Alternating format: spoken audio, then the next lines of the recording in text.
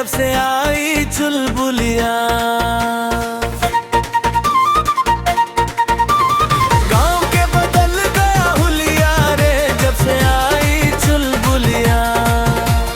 बूढ़ा जवान भइले छलिया रे जब से आई चुलबुलिया। चुलबुलिया चुलबुलिया चुलबुलिया चुलबुलिया। तेरी हंसी जैसे सावन बरसे सूखी धरती हरियाई रे। तेरे पायल की छन छन सुन के निंदिया भी शर्माई रे। चुलबुलिया चुलबुलिया चुलबुलिया चुलबुलिया। आजा नैनों से नैन मिला थोड़ा सा तू मुस्कुरा।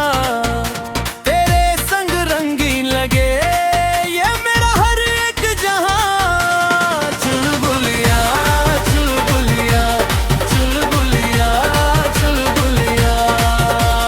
गाँव के बदल गया हुलिया रे जैसे आई चुलबुलिया। बूढ़ा जवान भइले छलिया रे जैसे आई चुलबुलिया।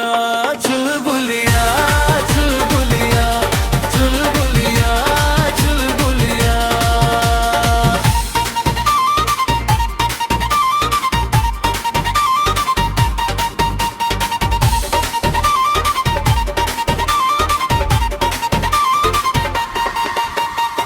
खेतों में जब तू हंसी बिखेरे फसल भी झूम उठे।